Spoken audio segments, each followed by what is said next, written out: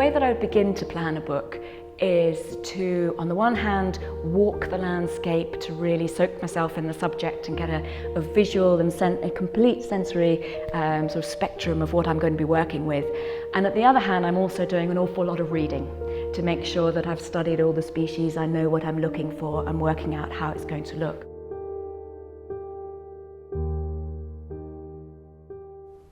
So here we have the original first edition of Sylva. John Evelyn's Sylva, which was published in 1664. The full title being Sylva, or a Discourse of Forest Trees and the Propagation of Timber in His Majesty's Dominions. It is a book that looks at 55 species of trees, and it was written for the landed gentry and aristocracy of Great Britain to encourage them to replant their estates and to teach them really which trees to plant where and how to look after them and what timber they would gain from them and how they would use it. And so it's a forestry book. It's also teaching techniques of actually planting and nurturing and looking after your trees. And it's what we're going to notice is that it is not illustrated, and that was because at this time, apart from the fact that it had been very expensive to employ an artist to make the drawings, there was also a feeling that people knew what trees looked like. And at this period of time, the audience that this book was written for would know what an oak looked like, and they'd know what an elm looked like. Whereas today, people are not quite so familiar with their local common trees.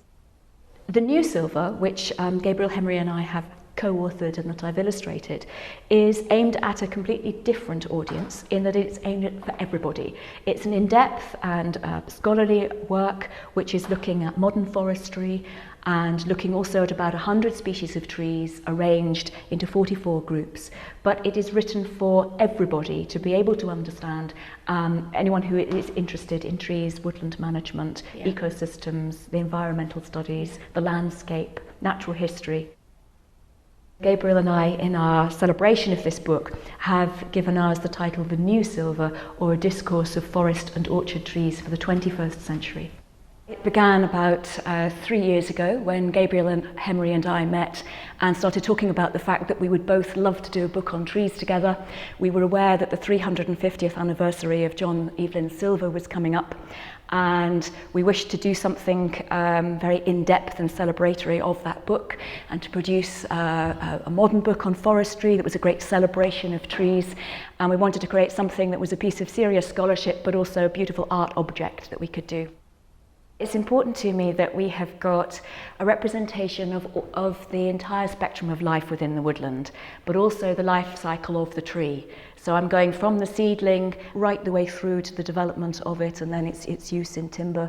And also, very importantly, I wanted to include the entire ecosystem. So it was very important to both of us that we have not just seedlings and whole trees and botanical studies of all of the parts of those trees, but also that we're looking at the entire spectrum of the landscape of trees growing together, of the environment, and that we're looking at the other plants, animals and insects that relate to that.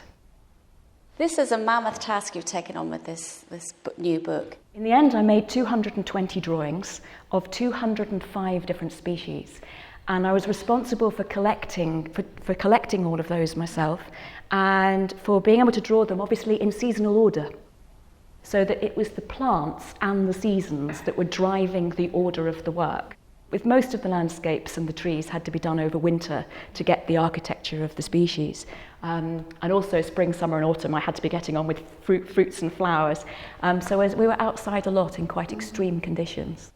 Visually, when you're looking at the plant, where do you begin? How do you manage to capture the depth without being completely confused? With this drawing here in the middle, this is sweet chestnut tree.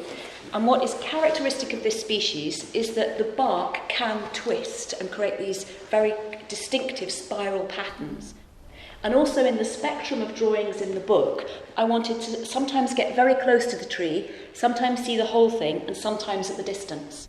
So in this case, it made sense to come in close and look at the spiral nature of the bark, and also then an opportunity to try and get the flutter into some of the leaves there.